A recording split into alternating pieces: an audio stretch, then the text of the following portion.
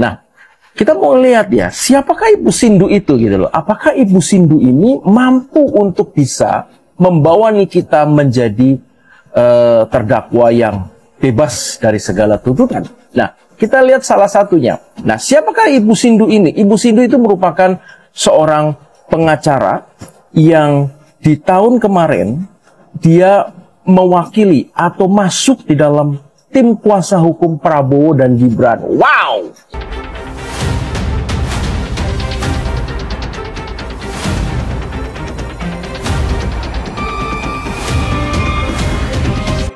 Membahas skincare di sidang Nikita Mirzani itu dapat membuktikan bahwa kredibilitas Reza Gladys sebagai dokter memang sudah hancur sejak 2023. Jadi ya, sahabat channel, menurut hemat netizen channel ya, nampaknya upaya Nikita Mirzani selain untuk membuktikan ya bahwa uang 4 miliar itu diberikan untuk tutup mulut atas dugaan pelanggaran hukum terkait skincare yang di relabeling dan skincare overclaim. Juga untuk menunjukkan fakta, sejarah, reputasi. Kenapa? Karena di persidangan terungkap ya sudah ada pembeli skincare Reza Gladys sejak 2023 ya yang merasa kecewa dan mengaku tertipu oleh embel-embel dokter. Nah, secara hukum ini penting banget ya sahabat channel dalam perkara pemerasan yang didakwakan terhadap Nikita Mirzani ya, khususnya di pasal 27B ayat 2 Undang-Undang ITE dan pasal 369 ayat 1 KUHP. Salah satu unsur yang diuji adalah apakah benar korban dipaksa atau diancam hingga terpaksa. Kalau ternyata kredibilitas atau reputasi Reza Gladys sudah menurun atau bermasalah ya sejak sebelum kasus ini ya, maka argumen terancam reputasi dokter bisa jadi kurang relevan sebagai dasar pemaksaan. Artinya, sahabat channel, pembahasan skincare di sidang Nikita Mirzani itu bukan sekedar sensasi atau gosip belaka ya, melainkan untuk menguji hubungan sebab akibat antara dugaan ancaman Nikita dan kerugian ya, atau ketakutan yang dialami oleh Reza Gladys. Jadi, sahabat channel, ini adalah pembuktian hukum. Apakah benar unsur pemerasan terpenuhi? Dan apakah benar ancaman itu membuat Reza Gladys terpaksa? Atau justru reputasinya sudah terganggu sejak dulu? Kita tunggu kelanjutan sidang ini ya. Karena yang memutuskan tetap majelis hakim, bukan netizen yang sotoy atau haters yang dablek. Di dalam sidang Nikita Mirzani yang terakhir, di hari Kamis kemarin guys, sungguh banyak sebuah hal yang baru yang membuat kita itu menjadi lebih penasaran lagi apa yang terjadi setelah sidang yang kemarin baru kita lihat bersama-sama.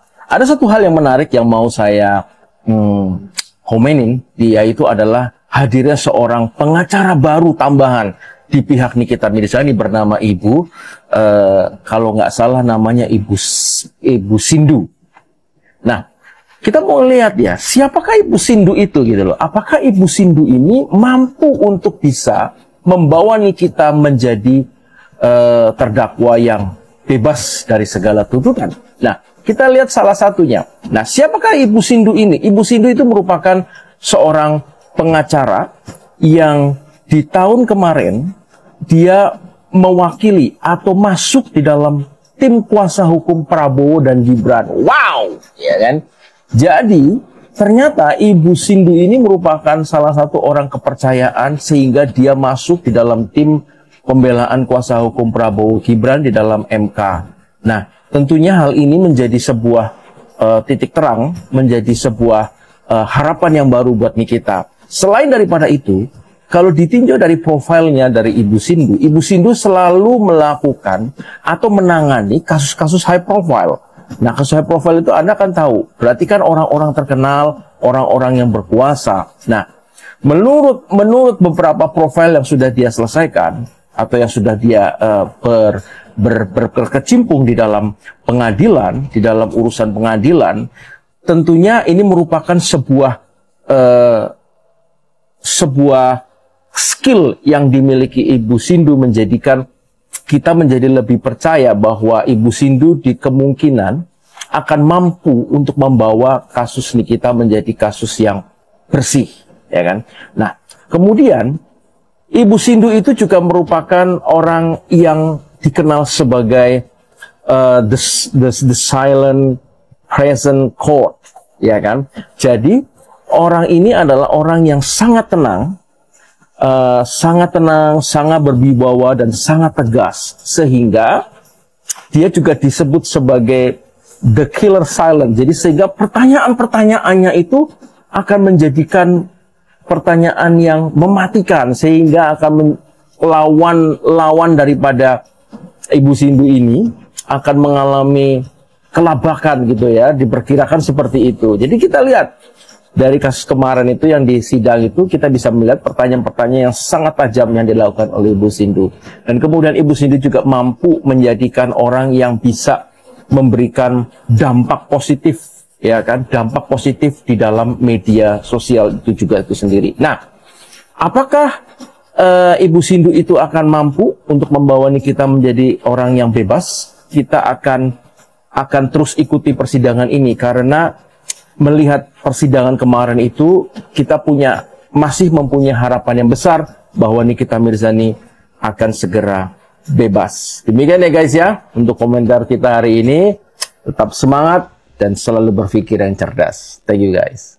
Hayo lo, gimana Sister Hong? Gimana JPU-JPU yang ada di sidang Amin Nikita Mirzani? Kaget, pengacara baru Amin Nikita Mirzani sekarang bukan kaleng-kaleng. Bayangkan aja, pengacara baru Amin Nikita Mirzani sekarang kuasa hukum dari Pak Presiden Republik Indonesia, yaitu Pak Prabowo. Gimana kemarin? Agak bingung, agak kebanting. Hayo lo, intinya doa terbaik untuk Amin Nikita Mirzani, semoga ada titik terangnya. Kalau saya menyimpulkan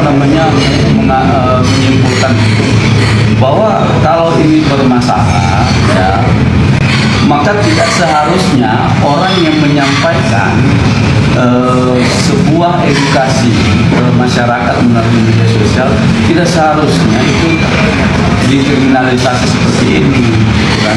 Mestinya didukung orang yang seperti ini. Masyarakat, penegak hukum harus mendukung.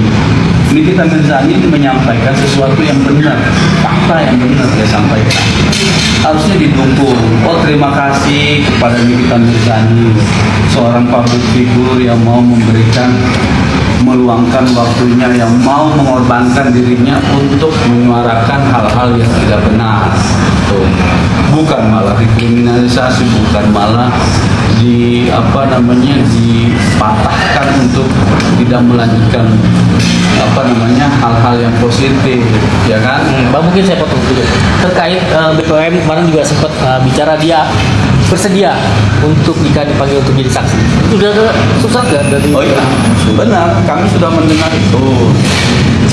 Jadi kan itu setelah persidangan keberapa ya? Kalau saya nggak salah ingat kedua atau ketiga itu. Kemudian BPOM itu merilis. Pertama ya, itu dia merilis di media sosial resminya, ya. Itu dia sebutkan glowing booster cell dan yang saat ini bermasalah terhadap Nikita ini tidak terdaftar, ya. Kemudian dia juga melalui ketuanya, kepala BPOM itu menyampaikan bahwa dia mendukung penuh penegakan hukum terhadap skincare atau produk-produk kecantikan yang tidak berizin, ya kan? Nah, yang terakhir dia sebutkan begini, kepala BPOM itu dia bilang bahwa tindakan yang seperti itu adalah merupakan tindak pidana yang melanggar hukum. Kami berterima kasih sebenarnya, kan? Cuman kami juga meminta kepada BPOM, ya, supaya melalui wawancara ini kami mau sampaikan supaya bisa hadir juga ke persidangan Nikita Mirzani. Hadir ini, BPOM itu harus hadir, guys. Kenapa? Karena di sini sudah ada korban yang bersuara. Nah, ini BPOM harusnya hadir untuk memperkuat kesaksian dari para korban.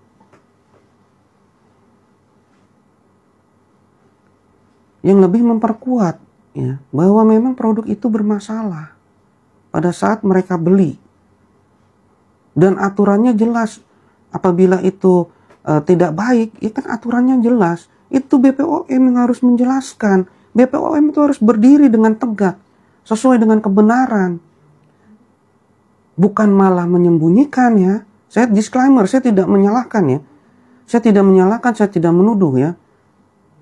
Saya hanya sekedar mengingatkan di sini untuk BPOM sendiri ya, harus mau untuk menjadi saksi nanti, agar supaya kasus ini bisa terang benderang. Dan agar supaya masyarakat Indonesia itu melihat apakah memang produk itu bermasalah ketika para saksi yang menjadi korban ini memakai produk itu. Meskipun ya saya melihat ini juga tidak meringankan dakwaannya nanti. Akan tetapi masyarakat yang akan menilai. Karena sini saya melihat ya, persidangan ini ada persidangan masyarakat sebenarnya. Bukan persidangan para elit, guys. Ini adalah persidangan para masyarakat. Masyarakat Indonesia, bukan para elit yang berada di balik itu semua.